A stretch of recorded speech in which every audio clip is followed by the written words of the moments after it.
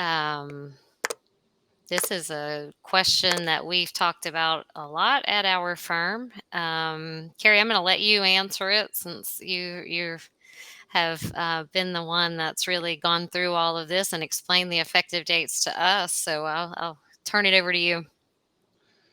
Uh, that's, well, I mean, the meat and potatoes of it is we don't know yet because we haven't gotten any decisions from the PACT Act. So we can only answer that in accordance with the way the law is supposed to work.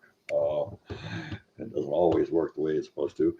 Um, if you had a claim pending that's affected by the PACT Act, all right, that's definitely a presumptive now because of the PACT Act, then you really have two different claims. So, I mean, you have one claim, but that's affected by two different rules, the rules prior to the PACT Act and the rules after the PACT Act.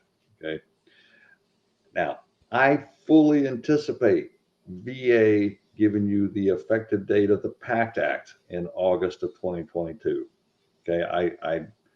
Whether you had that claim pending 6 months prior or 6 years prior, I fully anticipate that's the effective date you're going to get. I hope I'm wrong on that. But here's the thing, if they grant it in accordance with the PACT Act and grant it as a presumptive condition, then they can only grant it from August of 2022 as a presumptive condition. Prior to that point, the claim was a direct service connection claim, not a presumptive service connection claim. A direct service connection claim, you need the incident and service, the diagnosis, and the medical nexus. With the presumptive claim, you don't need the medical nexus. It's presumed. It's presumed that it's as likely as not that the exposure caused the disease. So so that doesn't mean you can't get an effective date prior to the PACT Act. Obviously, first you had to have had a claim pending prior to the PACT Act.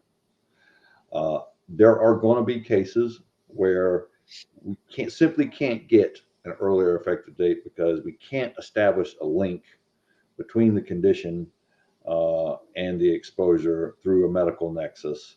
And in those cases, they may be limited just to the August 2022 effective date of the PACT Act.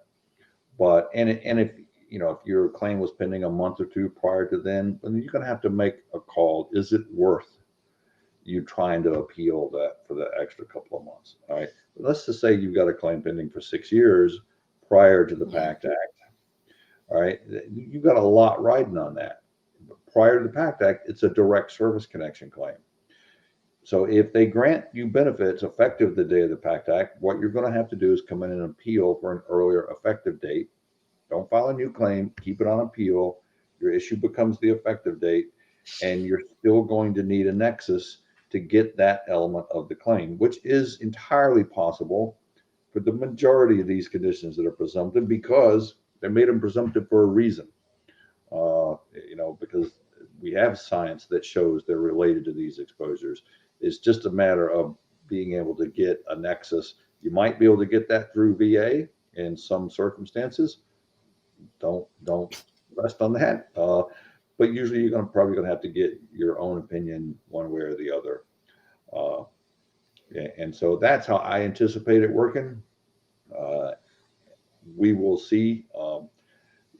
At the same time, we've seen the board in a couple of cases grant, and they gave the original effective date prior to the PACT Act, even though they're not doing PACT Act claims per se. These were claims that would have Right. otherwise been affected by the PACT Act. So if you've got an appeal pending and it's been pending for a while, I would make sure you keep that thing pending. I would not withdraw it and file a new claim under the PACT Act. You can always add to that with a letter or something, but it, you know, uh, we are now in 2023. We should be getting decisions under the PACT Act. We don't know when that's going to happen, other than they are supposed to be making decisions now under the PACT Act as of this year.